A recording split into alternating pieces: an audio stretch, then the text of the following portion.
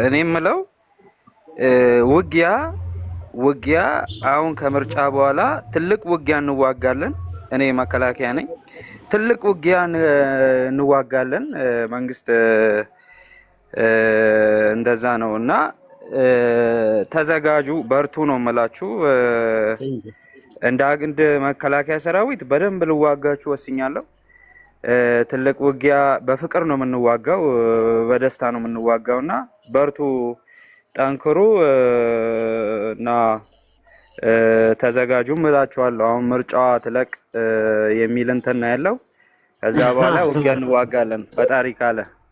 በፍቅር ነው። እኛም ኢትዮጵያዊ ነን፣ እናንተም ኢትዮጵያዊ ናችሁ። እንደ ወንድ ልጅ ግን እንዋጋለን በደንብ። ማርያምን እንዋጋለን። ማርያም ነው መሰለህ። ቴንኪ በጣም በቪዲዮ ይግባ እስኪ። አንዴ ምርኮኛውኝ ስለማይለው በቪዲዮ እስኪ አንድ ፊቱ አይደለም አሁን የአማራ ፋኖ በቪዲዮ ይግባ እስኪ። አዎ በቪዲዮ ይግባ። አሙይ ታርግ ወንድማለ ማለት አንድነት ቆይ በቪዲዮ ግባ። ለምን ወደፊት ምርኮኛውን ስለምናይ ለትዝብት እንዲሆን አንድ በቪዲዮ ፊትን እንየው። ምን ትላለህ? ደግሞ እንደዛ አይነት በቪዲዮ ግባ ይማረካል። ደግሞ እንደዚህ አይነት ሰው ብዙ ጊዜ አልኩ እኮ ብዙ ጊዜ ስለማይ ነው። ለዛ ነው አንዴ በቪዲዮ አንዴ ላውራ ባካችሁ። ባባዬ ታታ ባርጉ ሁላችሁ ታፕ ኮፒ ባባዬ ሰላም ነው። ሼር አርጉ አለን።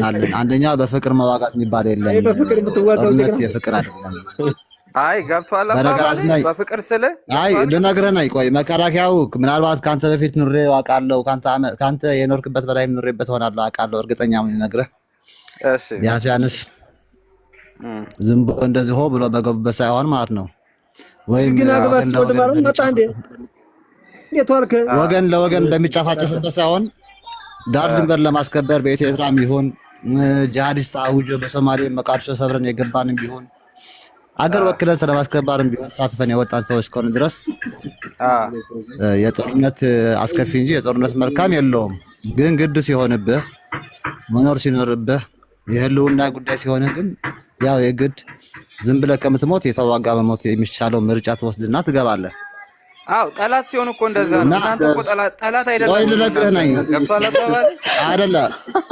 ታክቲካሊ አግሪመንት እና ስትራቴጂክ አግሪመንት የሚባል አለና በውጊያ ስልቱ አሁን አንተ በምን አይነት ፊልድ ሆነ ባላ መረጃም ሆነ ባላ ዘመቻም ሆነ ባላ ኦፒም ሆነ ችግር የለውም እሱ አይደለም ይላል።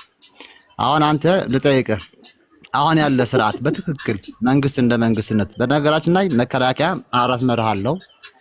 ከራስ በፊት ለህዝብ ምናምን የሚል አለ። አሁን የመርህ አንተ ታውቀዋለህ ወይ ያረግን ነው ብለህ ታምናለህ? ከራስ በላይ ለህዝብ የሚለውን ነገር ታምንበታለህ አንተ? አሁን ባለው በትክክል አዎ ማለት አንተ አሁን መከላከያ ስንሆን እኮ እኛ ለምሳሌ መሰልጠኛ ላይ ወርሶን ተሰልጥን በርሶልኮ እሱ ብራቴም ሰልጥን እሱ ችግር የለውም። ሰልጥና ጨርሰህ ቃለ መሐላ ፈጽመህ ቃለ መሐላህን ስትፈጽም ህዝብ ለማገልገል ነው። ገብቶሃል? አንተ አሁን አምነህበታል ህዝብ ያገለገል ነው ብለህ ታምናለህ ወይስ መንግስት ለአንድ ወልቀሰብ ለመንግስትነቱ ለዙፋኑ ነው ብለህ በምን ታምናለህ አንተ? እንደ ጥያቄ ሌሎች ቆይና እንዴ ምን መሰለህ አሁን እኔ መከላከያ ሰራዊት እንደምታውቀው ዳር ድንበርን እንትን የማለት ነው ዋናው ቅድሚያ የምንሰጠው ያው ለዳር ድንበሩ ነው። ግን ከአቅም በላይ የሆነ ሀገር የሚፈታተን የሀገር ውስጥ ችግር ካለ ደግሞ ያው የሀገር ውስጥ ችግር ለምሳሌ እንደ ፋኖ ሸኔ ምናምን ነገር የሀገር ውስጥ ችግር ነው ብለን ስለምታስብ ያው መከላከል አይቀርም እኮ ያው መከላከያ ነኝ ካልክ ታውቀዋለህ። እንግዲህ የመንግስት ስርዓትን ለምሳሌ አንድ ቀበሌን በኃይል ገብቶ የመቆጣጠር እንትን ካለ አዝማሚያ ካለ መከላከያ ሰራዊቱ ወደ ውስጥም የመለስ ግዴታ አለው። ህገ መንግስቱን ያስከበረ ግዴታ እስካለው ድረስ ማለት ነው። እንደዛ ነው ወንድሜ። ግን በነገራችን ላይ ዳር ድንበር የማስጠበቅ እንደ ጠላት አይቻችሁ አላውቅም። ከምር ነው ከልቤ ነው። እንደ ጠላት አይቻችሁ አላውቅም። ጠላት ሲሆን በፍቅር ያልኩ ለዛ ነው ቀደም። እሺ ባባዬ አንድ ነገር ልንገርህ። አሁን ምን አለ መሰለህ እንደ ሰለጠነ ሰው ናገርና እንደ ልክ ወርቅ በእሳት እንደሚፈተን እኛም በትግሉ ተፈትነን የመጣን ሰዎች ነን። አንዳንዶቻችን ወንድሞቻችን ዘንድ ታያቸውም ያው ታጥቀው የተፈተኑ ናቸው። መቼም ከቤት ውጪ በምሽግ ማደር ለደፈጣውም ተዘጋጅተህ ማደር የሚሆን ለማጥቃት የሚሆን ያው ውጭ ማደር አይቀርምና በደፈጣ ተዋጊ ከሆንክ አሁን ለምሳሌ ይሄ ጉሬላ ፋይተር ወይ ሸማቂ ተዋጊ ስትሆን ቋም ቦታ ያለህም በምትሉበት አታድርም ምናምንና በዚህ ነው ያዘው።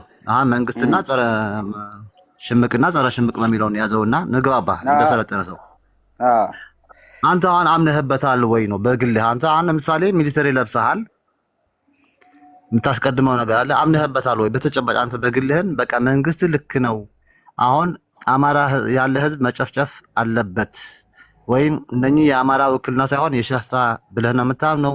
ትግራይ በተፈጸመ ጄኖሳይደር ነገር አምነህበታል ወይ? ህዝብ ትግራይ ሁሉ ጸረ አገሪቱ ነበር ወይ?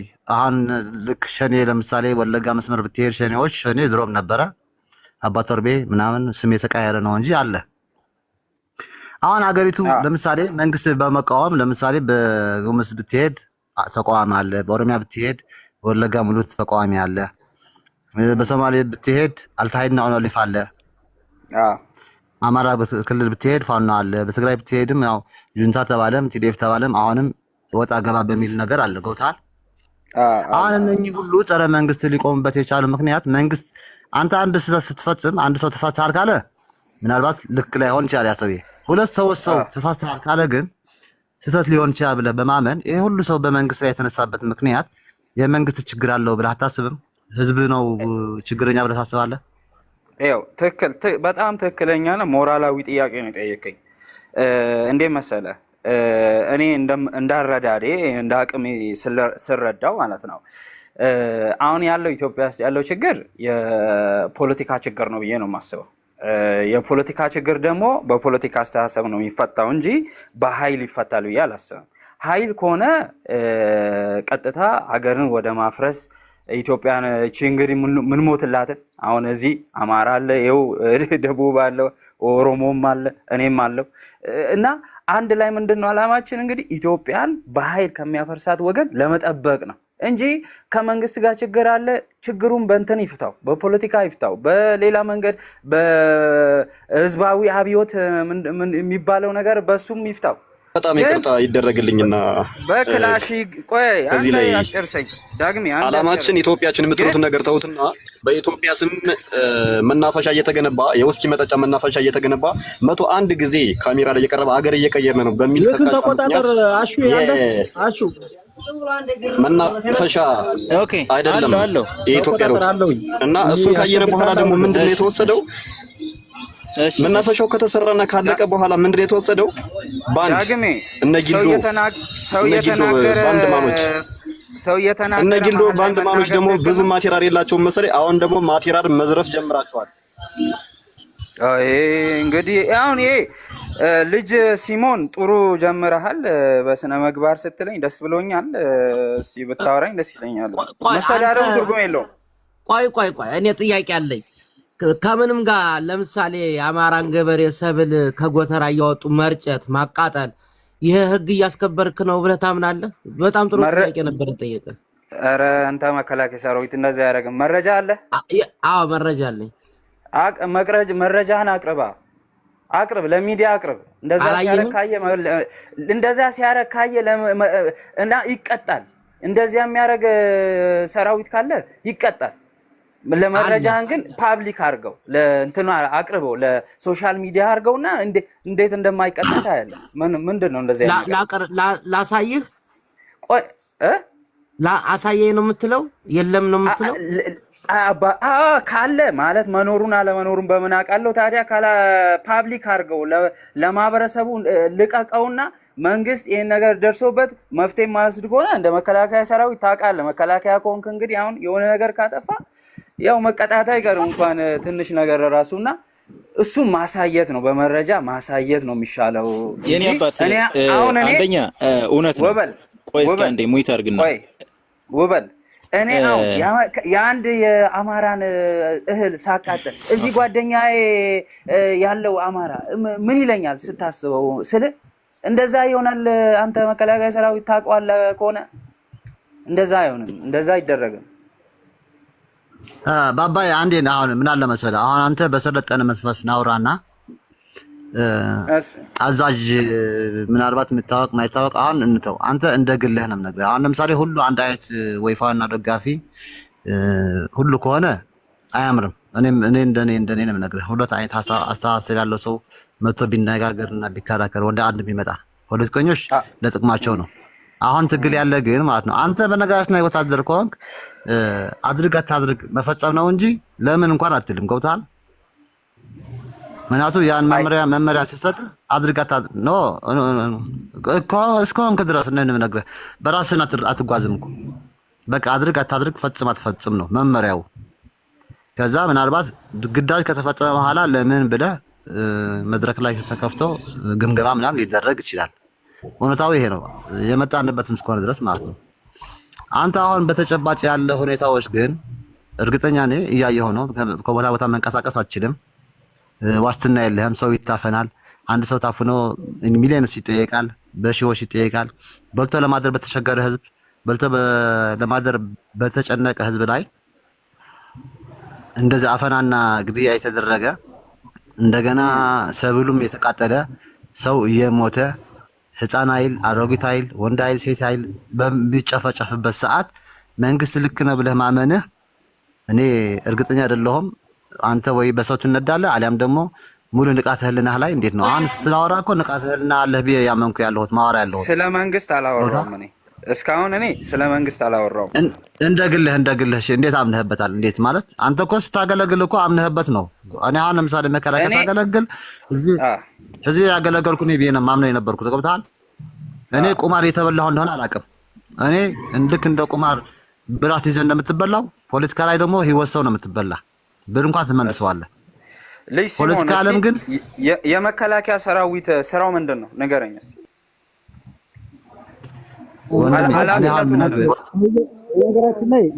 ኃላፊነቱን ንገረኝ እስኪ በቀላሉ ንገረኝ እና አስተካክለኝ። እሺ ደህና ችግር የለውም። በቀላሉ ለማስረዳት እኮ እየሞከርን ነው። አሁን ለምሳሌ ያልኩ ነኝ መጀመሪያም ተሳትፊበታለሁ ብዙ ብያለሁ። አሁን ለምሳሌ ዳር ድንበር የማስጠበቅ ያልከው ይሄ ህጋው ነው። ግን አሁን ዳር ድንበር የሚጠብቅ ዝርዝር ወደ 4 ሴቶችና 12 ነው አሁን ያለ ይሄ 4 ሴቶችና 12 መርሃ ግብሮች ምናምን ብዬ እንድዘረዝርልህ ነው እንደምጠብቅ ያለሁት። እኔ በመሬት ላይ ያለ ልንገርህ፣ ዳር ድንበር የማስጠበቅ ግዴታ አለበት በሚለው ብቻ ልንገርህ። መከላከያ ዳር ድንበር የማስጠበቅ ግዴታ አለበት፣ 4 ነጥብ አለበት። ግን አሁን ያስጠበቀው ዳር ድንበር አለው ወይ ነው? በየትኛው ዳር ድንበር ነው ያስጠበቀው? ዳር ድንበር ልንገርህ፣ ዳር ድንበር ድንበር የተወረረ እንጂ የተጠበቀ ነው ወይ? አዳምጠኛ። እሺ ዳር ድንበር ሲደመር የውስጥ ችግር ካለ ደግሞ የውስጥ ችግር ከአቅም በላይ ከሆነ ለምሳሌ አሁን አፋር ክልል ላይ ለምሳሌ ከአቅም በላይ የሆነ ችግር ማለት መንግስትን ስራ እንዳይሰራ የማያደርገው ህገ መንግስትን የሚንድ ካለ ገብቶ የማረጋጋት ግዴታ አለበት። ይሄ መከላከያ እንትን ነው። አንተ እንዳልከው በዛም በዚህም ደግሞ ያው ዳር ድንበሩ እውነት ነው፣ ችግር አለ። በዳር ድንበር በኩል ችግር አለ። ግን ምንድነው የመንግስታዊ እንግዲህ የፖለቲካ የመንግስት ነው አይደል ሀገሩ የሚመራው ፖለቲካ እንትን አለው፣ ፖለቲካ መስመር አለው፣ የሚሰጥ መስመር አለው። በዛ ፖለቲካ ግንዛቤ ነው እኛ ስራ እናስፈጽማለን በዛ መሰረት ማለት ነው። ገብቷል አባባሌ? እንጂ አሁን ለምሳሌ በሱዳን በኩል እንደዛ ሆኗል። እውነት ነው። እና ዝም ብለህ በሱዳን በኩል አትሄድም።